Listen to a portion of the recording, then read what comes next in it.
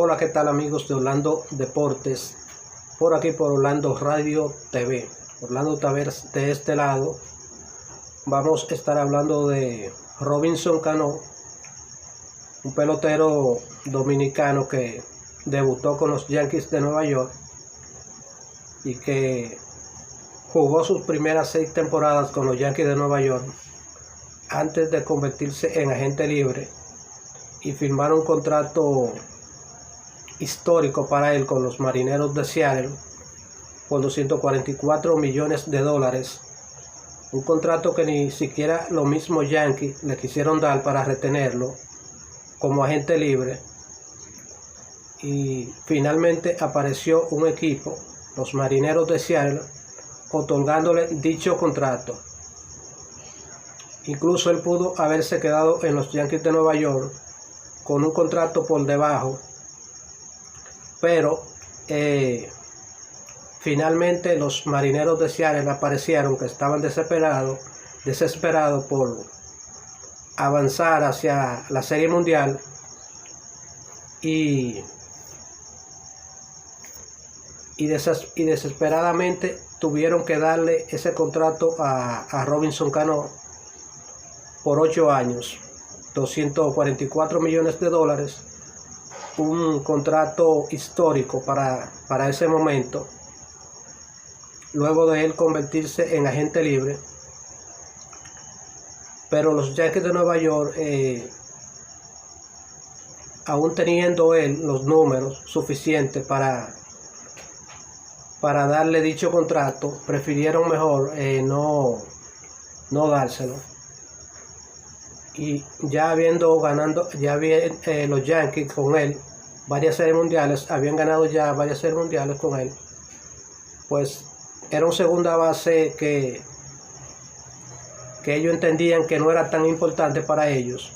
Pues finalmente él firmó con los Marineros de Seattle, luego fue traspasado a los Mets de Nueva York, y de ese contrato prácticamente él perdió como $40 millones, porque luego ya de él tener un contrato asegurado en MLB, se puso a consumir esteroides, algo prácticamente insólito, inesperado para un jugador que ya estaba establecido. Al parecer él quería extender su carrera y llegar al Salón de la Fama como segunda base, y tenía la presión del rendimiento que se necesitaba. Él quería convertirse en el mejor segunda base de la historia y se dio a la tentación de consumir esteroides.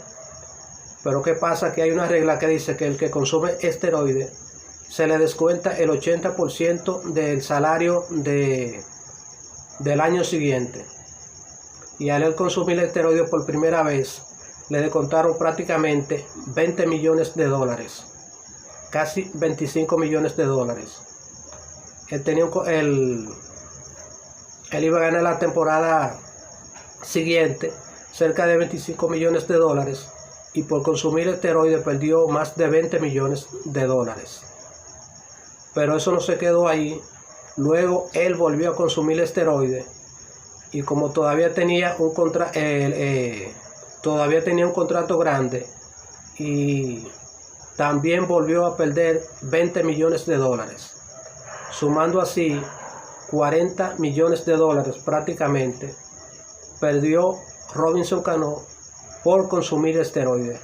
Algo insólito, algo que realmente es inexplicable para un jugador ya establecido, porque normalmente vemos esto en jugadores que quieren llegar a Grandes Ligas y quieren buscar un contrato para asegurar su futuro, pero en el caso de él ya lo tenía y perdió $40 millones prácticamente de multas, porque le descontaron el 80% de un año y luego volvieron a descontarle el 80% de otro año de contrato, ya que dio positivo 2 veces.